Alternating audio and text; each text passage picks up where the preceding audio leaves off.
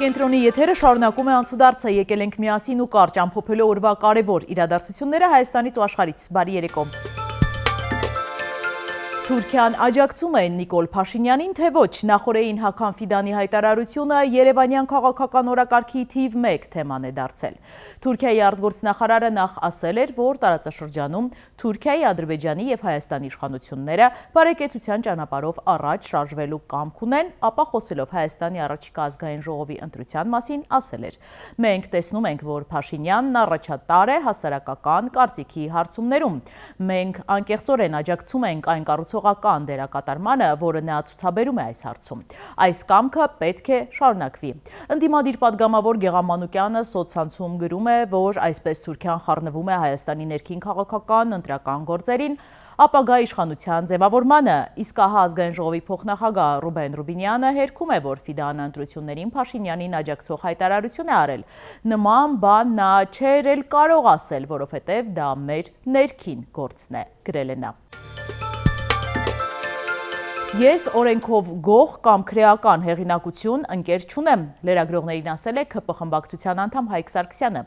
Հավելել է, որ միակ падգամավորն է, որ ազգային ժողովում մշտապես բարձրացրել է քրեական ենթամշակույթ կրող անձանց քրեական պատասխանատվության ենթարկելու հարցը եւ որևէ առումով աշխատանքը առաջ չի գնացել։ Падգամավորը նաեւ տեղեկացրել է, որ ՔՊ-ի նախընտրական ցուցակում ընդգրկվելու իր դիմումը առանց հիմնավորման մերժվել է։ Փաշինյանի հետ հանդիպում կարող է պլանավորել։ Չունեմ նման պլանավորը։ Ինչի մտածում եք չի ընդունի ձեզ։ Չէ, անհրաժեշտություն չկա։ Այս օրերի ընթացքում այսքան դուք հասկացաք, որ Փաշինյանը մտադիր է ձեզ չտեսնել ապագան խորհրդարանում։ Ես հասկացա, որ քաղաքացիական պայմանագիր կուսակցության վարչությունը չի ցանկանում, որպես ես լինեմ նախընտրական ցուցակում։ Նաև Նիկոլ Փաշինյանը։ Վարչությունը։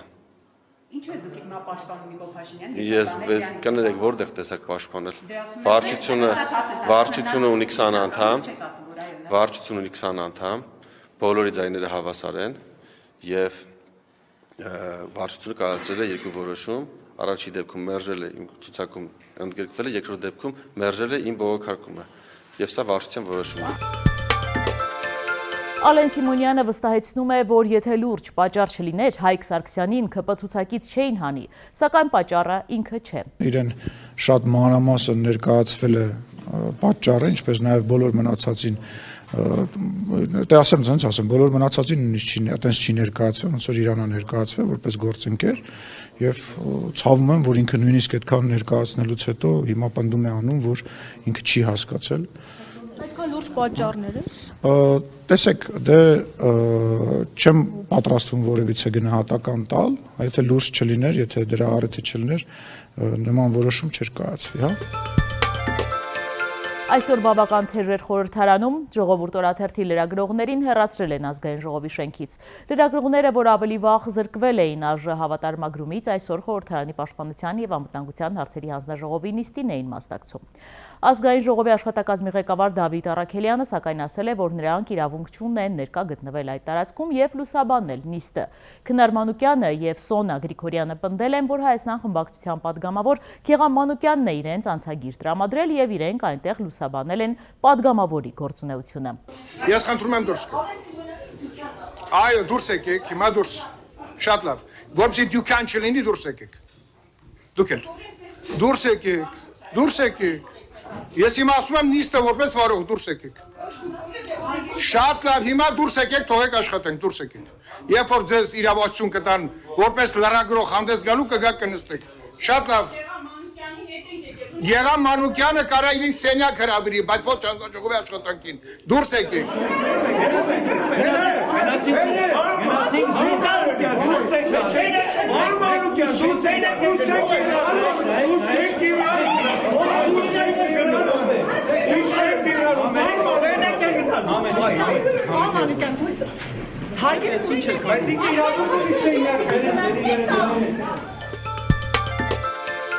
Այսօր տեղի է ունեցել Էջմիածնի նախկին քաղաքապետին ու նրա ընտանիքին վերագրվող կոռուպցիոն գործով առաջին դատական նիստը։ 37-ամյա նախկին քաղաքապետից բացի մեղադրյալի աթոռին են նրա ամուսինն ու զգեստայրը։ Բոլորն էլ ազատության մեջ են։ Դիանա Գասպարյանն ու նրա ընտանիքի անդամները չեն ընդունում առաջադրված մեղադրանքները։ Ըստ հակակոռուպցիոն կոմիտեի մեղադրանքը առնչվում է քաղաքի հողերի օտարման, ինչի շրջանակում էլ նրան փողեր են լվացել։ Քրեական գործը 2 հոդվածով փողերի լվացում եւ պաշտոնեական դիրքի չարաշահում։ Նման օրինակ դրվագներով ընդդիմադիր քաղաքական գործիչներին միանգամից տանում են կալանքի։ Ինչպես ստացվեց, որ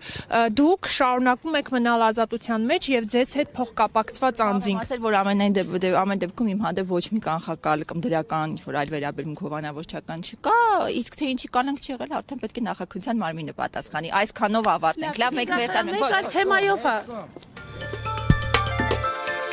Փոխպերգական ավտովթար Գեղարքունիքի մարզում բախվել են Տոյոտան ու Նիսանը, մայրը մահացել է, տղան տեղափոխվել է հիվանդանոց, պատճառը ճանապարհի մերկասառույցն է եղել, գրում է Շամշյանը։ Այս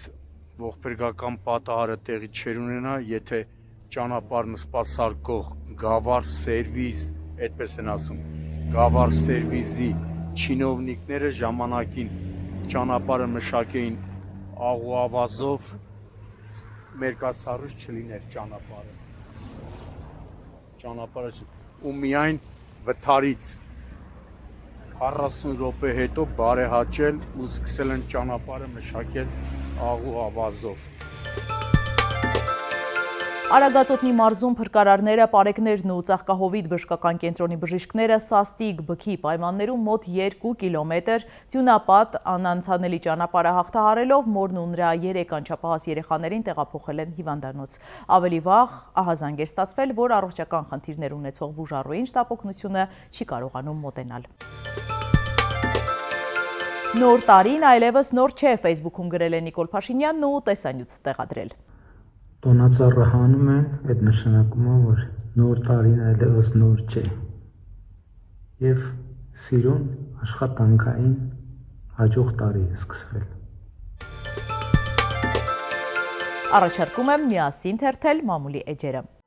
Հրապարակը գրում է Արցախյան մշակույթի պահպանման կենտրոն ՀԿ-ն եւ Մունք տեխնոդպրոցը Կիրակի օրը հունվարի 18-ին մշակութային մեծ միջոցառում են կազմակերպել Կարեն Դեմիրճյանի անվան մարզահամերգային համալիրում։ Եզակի հնարավորություն նույն օրը նույն բեմում տեսնել Արցախի գրեթե բոլոր մշակութային կոլեկտիվներին եւ հայաստանյան բազմաթիվ աստղերի համալիրի տարածքում նաեւ Արցախը ներկայացնող ցուցահանդես կլինի։ Միջոցառումների շարք խորագիրն է «Մենք կանք» եւ չնայած այն բացարձակապես մշակութային է, սակայն տեղեկացանք, որ Հայաստանի իշխանությունները հերթական անգամ ծարս են եղել իմանալով, որ Արցախի մասին միջոցառում է կազմակերպվել։ Մեզ պատմեցին, որ ԱԱԾ աշխատակիցների միջոցով սուրհանդակներ են ուղարկել կազմակերպիչների մոտ, նախ փորձել են հետ պահել միջոցառումներ անելու մտքից, երբ մերժում են ստացել, զգուշացրել են, որ հանկարծ այն չվերածվի քաղաքական ակցիայի եւ մեծ հնչեղություն չառաջացնի շարժելով Ալիևի զայրույթը։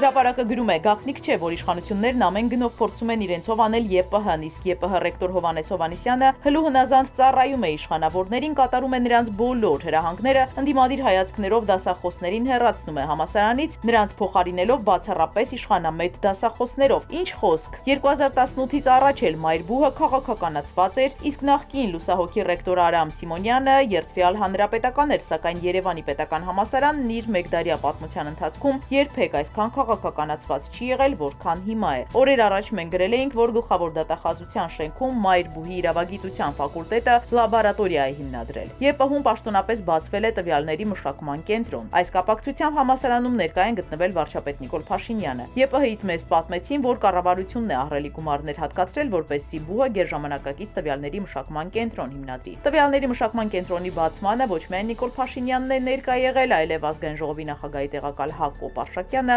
Պաշտպանության նախարարը, ԵՊՀ-ՀԽ նախագահ Սուրեն Պապիկյանը, ԿԳՄՍ նախարար Ժաննա Անդրասյանը, բարձր տեխնոլոգիական արդյունաբերության նախարար Մխիթար Հայրապետյանը, ԿԳՄՍ բարձրագույն կրթության եւ գիտության կոմիտեի նախագահ Սարգիս Հայոցյանը։ Ժողովուրդը գրում է, Երևանի Բրյուսովի անվան պետական համալսարանում շարունակում է իրավիճակը գերլարված մնալ։ Հիմա էլ համալսարանի ռեկտոր Դավիթ Գյուրջինյանը որոշել է տարբեր ամբիոններ միավորել, ղեկավարների կրճատել, իր ցանկալի անձանց նշանակել ամբիոնի ղեկավարների պաշտոններում։ Մի քանի ամիս առաջ ՊՎԾ-ն համալսարանում ուսումնասիրություններ է իրականացրել ու փաստաթղթերն արդեն փոխանցել է հակակոռուպցիոն կոմիտեին։ Բանն այն է, որ ՊՎԾ-ին տեղեկություններ է փոխանցվել, որ կոռուպցիոն մեխանիզմներ են գործում համալսարանում։ Հիմա համալսարանում շունչները պահած սպասում են, թե ինչ որոշում կկայացնի հակակոռուպցիոն կոմիտեն։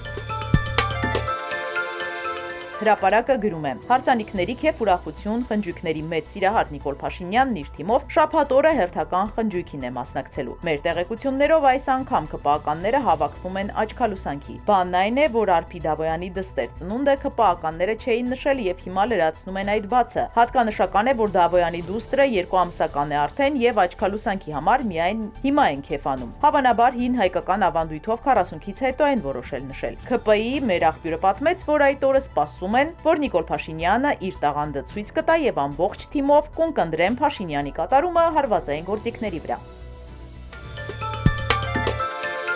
Իսրայելի ռազմաօդային ուժերի Յան Շուֆ ուղղաթիռը վթարվել է տարհանման ժամանակ։ Ռազմաօդային ուժերը փորձել են տարհանել անսարք ուղղաթիռը, այն գցելով մեկ այլ ուղղաթիռի, սակայն լարը կտրվել է։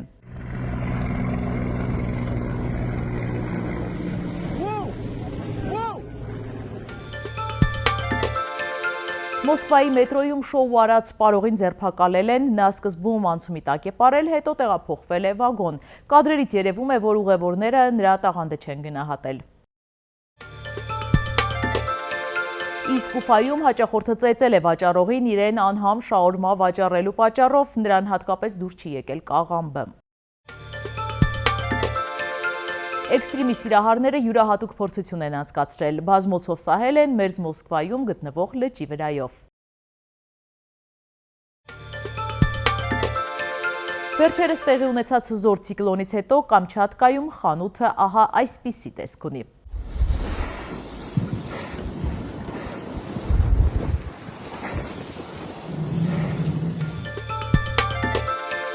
Եվ եղանակ ջերմաստիճանը կբարձրանա 7-ից 10 աստիճանով, ամսի 18-ից շրջանների մեծ մասում սպասվում է ձյուն։ Հետևեք անցուդարձին, ամեն երեկո կհանդիպենք երեքշաբթի նույն ժամին։